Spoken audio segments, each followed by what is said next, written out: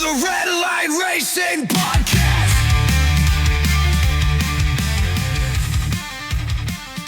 Hello and welcome back, or greetings. This is Red Line Racing, and I'm your host, Nick. I sound like an absolute pleb straight away, but you know what I'm like. If you don't, that's what I'm like. I'm a bit of a fucking idiot sometimes. I say things and I regret it, and it makes my skin crawl. I feel like the cringe. But anyway, I need to stop talking about my stupid intro. I need to figure out how to do it the correct way. Maybe I just start the podcast straight away instead of saying hello, welcome. It's like, why have you got to be welcome into this podcast? I know it's polite, but it's not like I'm opening the door for you. You just press play on my podcast. So thank you very much for doing that. And I hope the podcast is a good episode, and I hope you enjoy it. You may not, but I hope you do. I hope you do. I'm doing this because I love F1. And this podcast is to do a little bit of a prediction and talk about my excitement for the upcoming race in the Shanghai International Circuit, also known as the Chinese Grand Prix. I can't wait. I love this track. It's a great track. Maybe not a lot of people like it. I love it. I really enjoy watching it. And what makes it more exciting about this race weekend coming is the weather forecast. The weather forecast itself, I'll get up on my phone, just so I'm not bullshitting you. So at the time of this recording, it's saying Sunday's forecast. It's sunny with a bit of cloud all day, 22 degrees. Oh! Hang on a minute. Oh, shit. Hang on, is that right? Oh, shit. Anyway, I just looked in the afternoon, and it now says from 3, 4, 5 p.m., it says 20% precipitation, aka rain. We could get some rain. That'd be interesting. I don't want rain, to be honest with you guys. I'm going to be brutally honest. I want a nice, dry race this weekend, just so I can understand where people are. Because at the moment, I have no fucking idea. Like, what I learned from last race's weekend in Melbourne is that a lot of rookies don't understand how to drive on the wet, and some of Alonso, the most the most experienced driver there, he also slipped out. So I don't quite understand what was going on. Carlos Sainz as well, new power unit with the Mercedes power unit. I don't think he quite understood the downshifts or whatever it was with the, what's it called, like restricted pace with the yellow flag and the behind the safety car. So I'm kind of hoping we don't have rain and it's a clear understanding of where the pace is. But now looking at the forecast, I went in before this podcast thinking, oh my God, it's not going to be sunny. Oh no, it's going to be sunny. It's not going to be wet. And I've written down predictions. And now I'm a little bit like thinking, I think I might be wrong here. But that's the joy of predictions, and that's the joy of this podcast. The things I'm looking forward to this week, and also dreading, is hearing more Helmut Marko's comments about every driver on the grid. Someone needs to put tape over his mouth and tell him to shut the fuck up, or take him to like a care home, because he is fucked. He's race switched, he's a multi-millionaire, of course he is, but at the same time, he's a dickhead. He's a straight through the line knob. And if you like him, fair play, because I get why you probably like him. He kind of says it how it is in his little head. But he's also a bit of a douchebag. And I know some people like douchebags and stuff like that. It makes life entertaining. But I rather not have negativity about a driver's debut and he got a little bit emotional because a lot was on his shoulders and he made a mistake. And he said, crying was a bit embarrassing. Like, mate, go fuck yourself. Like, I don't think he quite understands how much it may have meant to Isaac Hadjar. And he just said that. I just think, you're a fucking pillock. And he is a pillock. He always has been a knobhead. And I swear he's probably done some bad shit in the day and he hasn't been caught out for it. It's going to be the next Jimmy Savile or something of like the F1. Kind of like the speculations with Christian Horner, which was happening last year. But turns out the hush money shutted the person up. And we don't know if it was true or not. But apparently it wasn't true. Red Bull looked into it. I don't know. Jerry Halliwell made a shit ton of appearances after all of these allegations, and I'm like thinking, this is all a little bit suspicious, but at the same time, you want to be happy, dappy family, great relationship, yada, yada, yada. You want to lead the team and lead by example. But I don't think if the allegations were true, I don't think it was the right thing what he did. If true, he may not have done it, but I don't know. But anyway, we'll move on. So this weekend, I've done a little prediction of where I think each driver is going to go in the Shanghai Grand Prix, or Chinese Grand Prix. I'm going to kick it off straight away, fuck it. In 20th place, I put Ollie Behrman. Reason why I've put Ollie Behrman, last race, he looked appalling. He was appalling. I'm not going to lie. I'm an Ollie Behrman fan. Loved him when he went to Ferrari. He got the P7 on his debut F1 race. Incredible points. But also saying that, he did a shit show in Melbourne. It was wet. It was a hard race, let's face it. It was glassy. It was wet. It was like not much in the sense of traction. And it was very, very windy.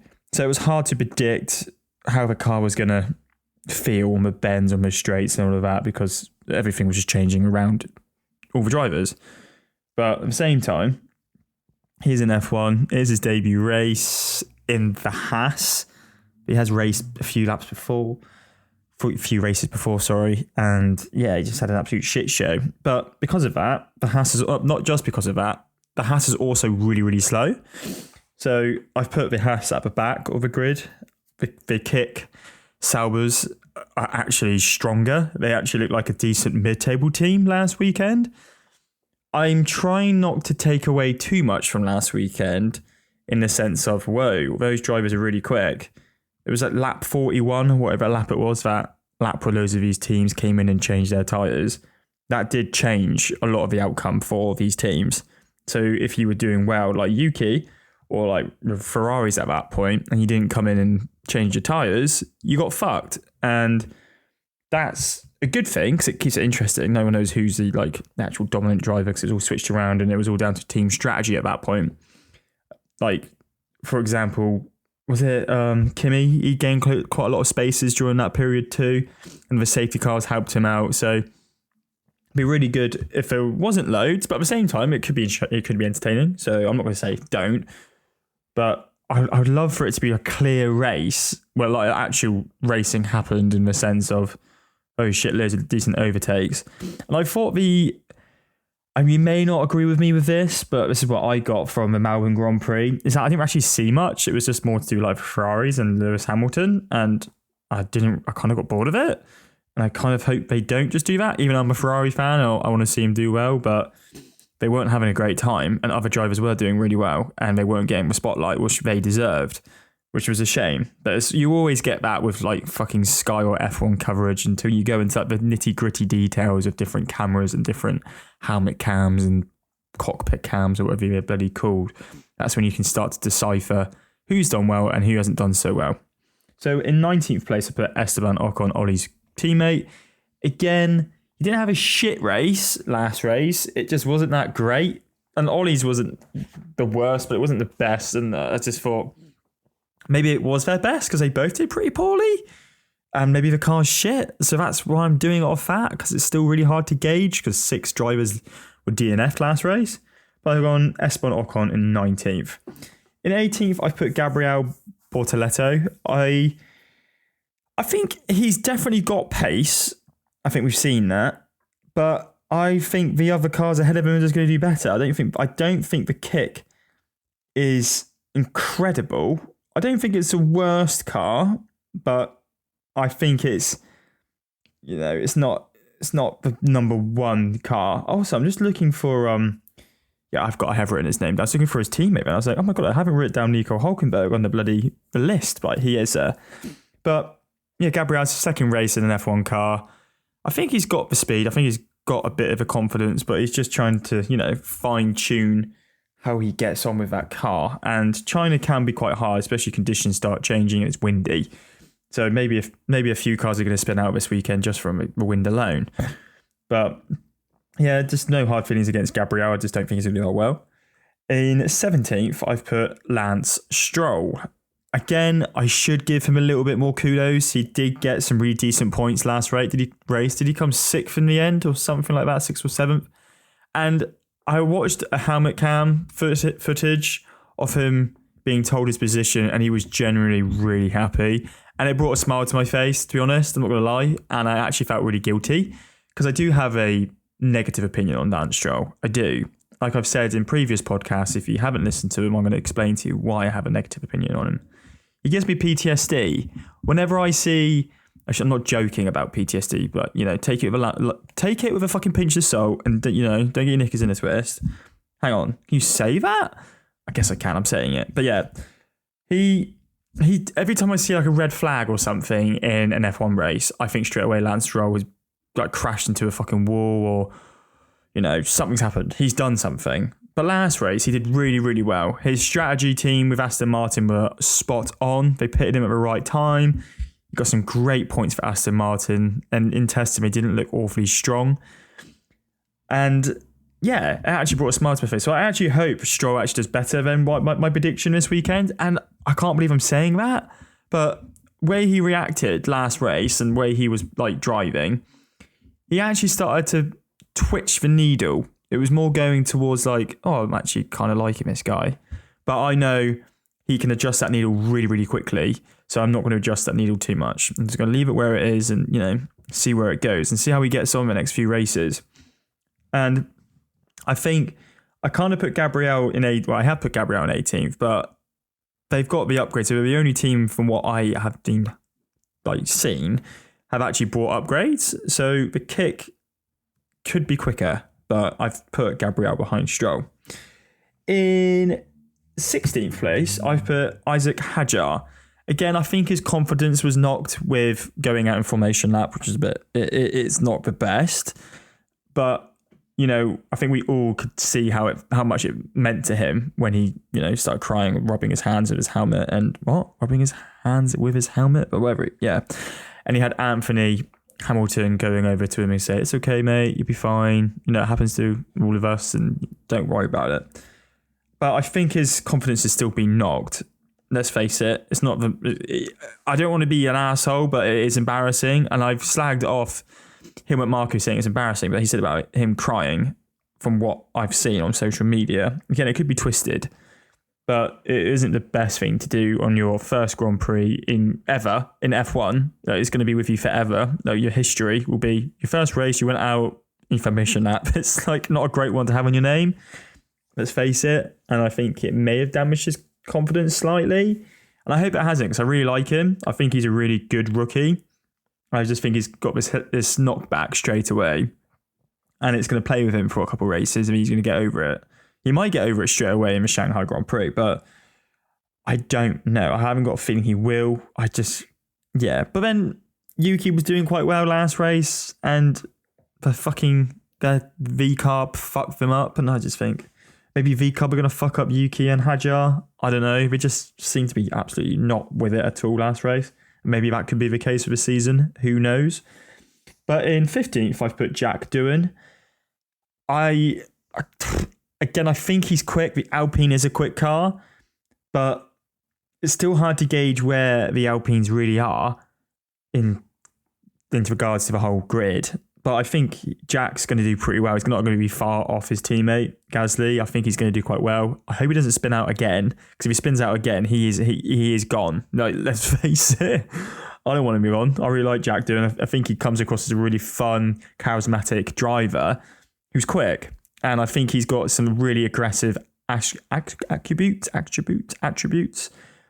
where he could dive bomb and do some really cool shit. And I think that's going to be in his favour with his career this year. I think he's going to do some ballsy shit. We might see it this race, but again, I don't really know how quick the Alpines are. None of us really do. It's quite hard to gauge. But I hope he does well and I hope he finishes the race this weekend. If he beats Gasly, brilliant. But at this current moment in time, I can't see it happening in my little head. In P14, I put Pierre Gasly, his teammate. I think they're going to be pretty close. Maybe a strategy thing's going to happen with Alpine. I don't know. I'm not too sure what's going to happen with these guys. I'm going to be honest. And I hope they do okay across this weekend. I hope they get some points, even though I've put them 15th and 16th. But yeah, that's why I've put them there. These guys who I've put like in the back, I kind of feel bad for, because I'm kind of talking like I know where they're going to go. I don't. I think the top 8, 9, 10, top 10, I probably have a better understanding of who's going to go where. But these back cars, it's so hard to tell. And at this current moment in time, it's not like a clear, there is one actually with Haas, but everyone else, it's a very grey line. It's not very distinguishable who's quicker and who isn't. It's literally thousandths of a second, and maybe like tenths of seconds as well, maybe sometimes, or whatever, or a second by the end of a lap. It's really hard to fucking say this person could be way more dominant than this person can do that, and it could be all jumbled up. So yeah, the bottom 10 is really fucking, well, the bottom 8 out of 10 are fucking hard to put into an order. So I do apologise if you think this guy's chatting out of his ass. I am. And I hope you enjoy it. Me chatting up my bum.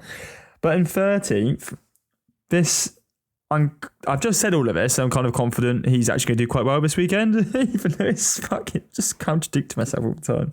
But I put 13th Nico Hülkenberg. I could actually see him get 10th. I wouldn't put it past him. He's a great driver. I think Kick have done a really good job getting him. And the Kick, like I said, brought upgrades in the first race. So they're going to be fine-tuning those and adjusting those and seeing what works and what doesn't work. And I think the Kick aren't going to do too bad. Like I put Gabriele Bortoletto in 18th. But again, it doesn't really mean anything. Got the 18th to 12th is quite hard to really gauge who's where. I fucking have no idea. And if you do, please let me know, because it's fun. It's always fun. I always wish more people would put comments and stuff, like their opinions of where the drivers got to and all of that, because I can look at it and go, oh yeah, let's have a conversation about it. And hopefully when the podcast grows, if it grows, it may not grow, just doing this because I enjoy it. But if it grows and people start joining in and adding comments and stuff, that'd be great. That's what I want. I want backlash. I want positive backlash at the same time as well, not like complete negative stuff, because that's not fun as any human being.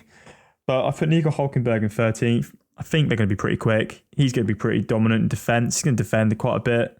He's I don't know. That's where he is. I'm not going to try and justify him anymore. But in 12th place, I put Fernando Alonso. I don't think the Aston Martins is really that quick, but Fernando Alonso always puts that car somewhere it shouldn't be, and that is an innuendo for bumhole or whatever. I just think he's a great driver, as you probably share that opinion, and I think he's going to, race really hard. Again, he kind of didn't do great last race. He DNF'd, and I think he's got a lot to justify in one race after it. Not in his career, but, he's got to prove to Aston Martin that, he still got it, because, you've got the bold airbender there. I forgot his fucking name. Adrian Newey, who is looking at the car and trying to design it, and they might go, actually, this guy's quite slow. Let's get rid of him. Let's get Kimi Antonelli because he looks rapid. But, Fernando Alonso in P12. In P11, I've put Liam Lawson. He's in a Red Bull car. He's got to be quick, surely. Even if he wasn't last race. Again, the Australian Grand Prix, I think he had an hour of testing, whatever he had, and then his car was fucked. He started in the pits. He's never raced in Australia because he missed it last season because of being in the F1, wherever it was. He just didn't race. I couldn't find why he didn't race in it, but it was his first time there and he didn't do well. And it was all the rookies, well, he's not really a full rookie. He is a rookie. It's his rookie year. But a lot of them did spin out and they struggled. And I think, fair enough. It was a really tough race.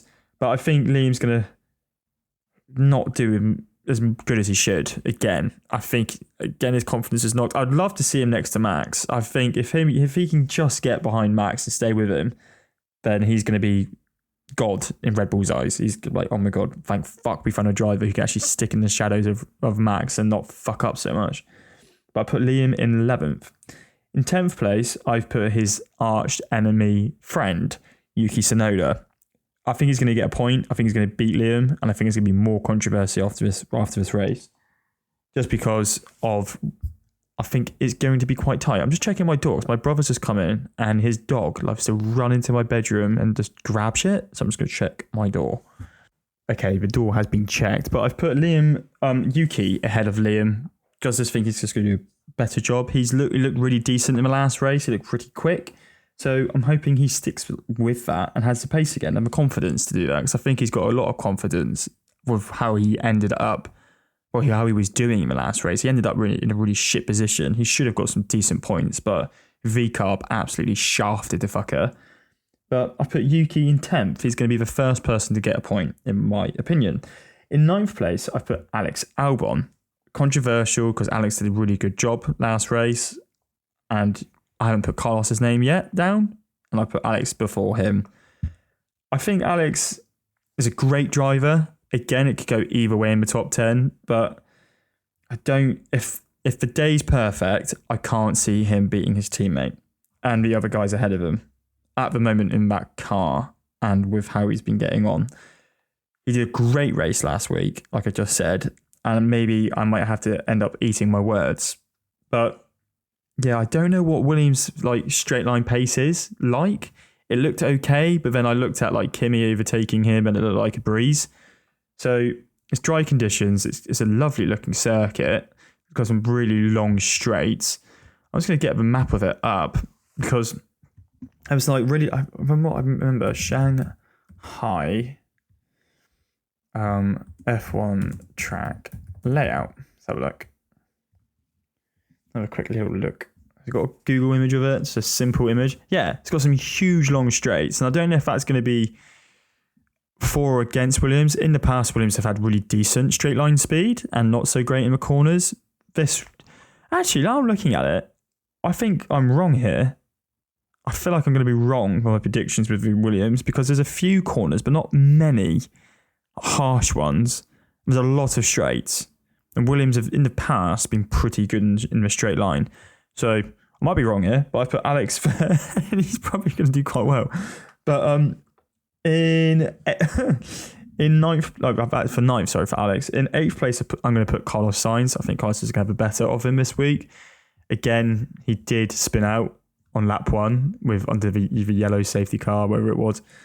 But I don't think that's Carlos Sainz. The Carlos we've seen, I think he's going to become a smooth operator again. I don't know if they could be saying that via the Williams helmet. He might even. I feel like I'm going to end up eating my words because I can't believe I put the Williams this far down and I forgot how many straights are on the fucking Shanghai circuit. But yeah, I've put Carlos Sainz in 8th.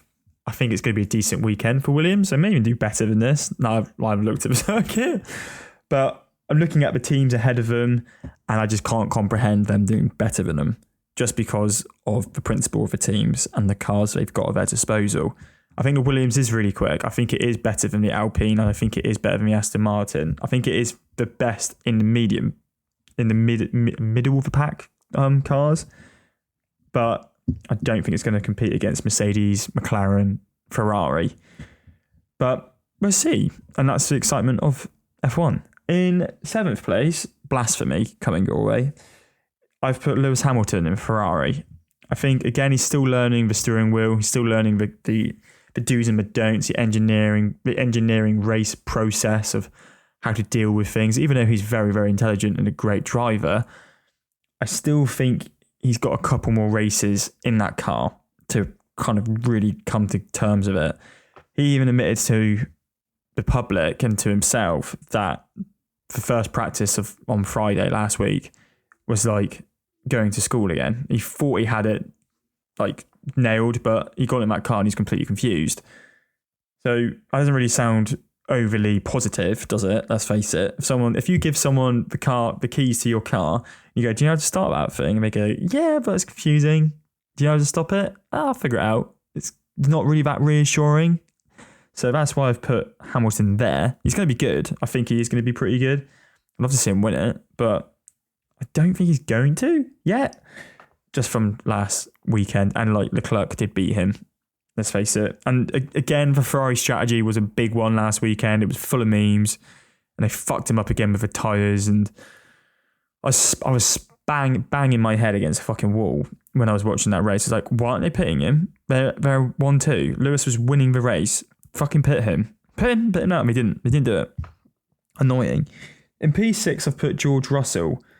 I think he's going to start off quite strongly. I think he might qualify quite well, but I think he's going to make a few mistakes. Don't know why. It could be a bit windy. And I think Wind and George don't ever really get on. He always doesn't like wind. But yeah, I'm intrigued to see how George gets on, if he can beat his teammate. But I haven't put him. I think I put his teammate. I have put his teammate ahead of him. So yeah, we'll see where I've put him in a minute. In fifth place, I put the second Ferrari, Leclerc. I don't want to put him in fifth place, but I've got to be realistic. I don't think the Ferrari's the quickest car at the moment. I think Leclerc is one of the quickest drivers, maybe the quickest driver, but the car isn't the best. And you might be like, well, Max Verstappen's quicker. And yeah, his race pace is pretty fucking good. It's fucking goated, let's face it. But I think Leclerc and Lewis just don't have the pace, maybe for a few races. Maybe they do. Maybe it all changes after this weekend. Because I know last weekend they put a really strong heavy downforced setup because of the wet conditions, and their rears weren't doing that well. Maybe because of the setup with like how much downforce they had. So maybe just a slight adjustment. Because apparently in P2 they looked fucking quick, and Fred Vasseur was pretty happy with their speed, and he thought, well, you know, it's looking good. It's a good surface to work with. So it might just be a small adjustment with the setup, and they may be really, really quick. But again, I'm going off last race and how I saw it unfold, and I'm going to put him in fifth. In fourth place, I'm going to put Max Verstappen. Again, he's the type of driver who can win it. He's so quick, he's so aggressive that you can't put it past him, even though he's in the fourth quickest car. He seems to put that car, like Alonso, in places where it shouldn't be. And I'm not saying Max isn't going to be able to do that this weekend. I just think the cars ahead of him are going to be rapid. I think they're going to be really quick. And the guy I've put for P1, I think he's going to surprise us. Well, he surprised me straight away, but we're going to get there in a minute. In third place, I'm putting Oscar Piastri. I'm kind of toying with him, putting him second place, but I don't know.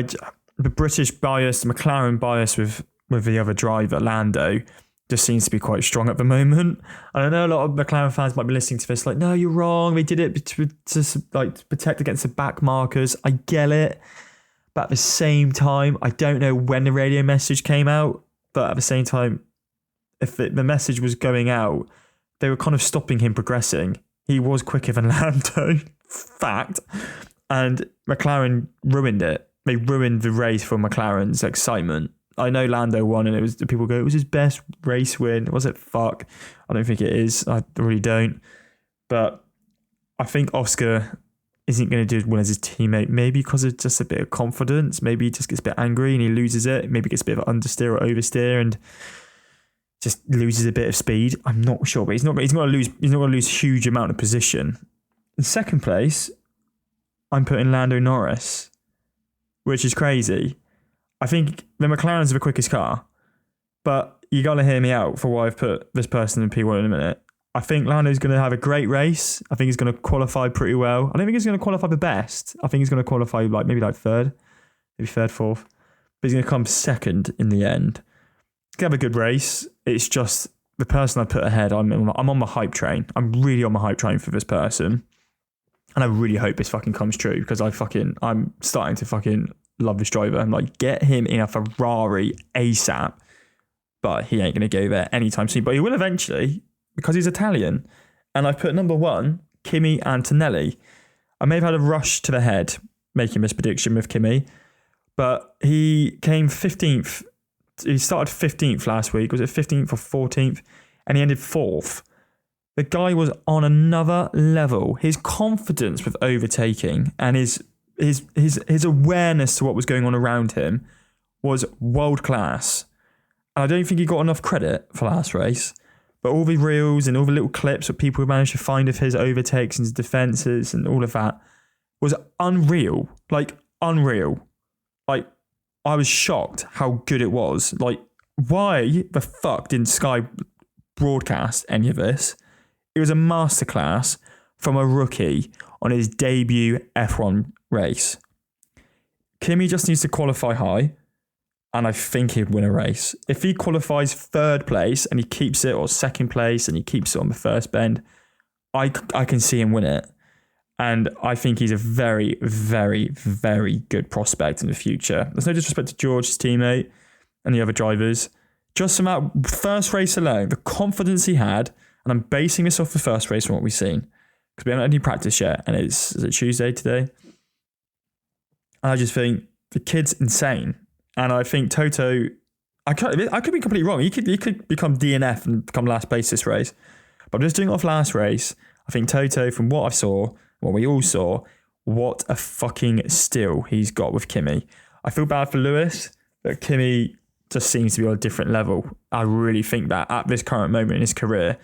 So I've put Kimi as P1, the winner of the Chinese Grand Prix. Again, a lot of people may not share this opinion, but that's how I see it in my little deluded brain. And I can't wait. I'm really looking forward to it. I loved it. To be honest, my dream lineup for this race would be Leclerc number 1, Kimi number 2, Oscar number 3, Lewis number 4, Max number 5. That was my dream, and Oscar probably maybe Oscar number 5. And I know a lot of people are like, oh, he's so biased, but they're my boys. But yeah, who knows? Let's hope this weekend's a good one, because I think it's going to be. I hope it's not stale. Let's hope it's not stale, because that'd be shit. I don't want too many safety cars, even though a lot of people enjoyed last race with safety cars. I did too. It was entertaining, but I really want, especially early on in the season, I want something for my brain to go, got it. That's quick. That's slow. That's shit. You know, I want that. I got that last season. I got the season before. I need it. So I'm hoping for that, but a lot of people probably aren't hoping for it. Maybe a bit of wind, bit of controversy with the fucking setups and all of that. It's going to be cool. But yeah, thank you very much for listening to this podcast, guys. And again, I'm probably wrong with all of them. Like, I got one right last time. But yeah, I'm enjoying doing it, and I hope you enjoy listening to it. But thank you very much for listening to this podcast, guys. I love you always. And if you want to help the stream grow, drop it a follow. I really appreciate it if you did. But if not, have a lovely day. And I will catch you guys hopefully again later. All the best. Bye. Thank you for listening to the Red Line Racing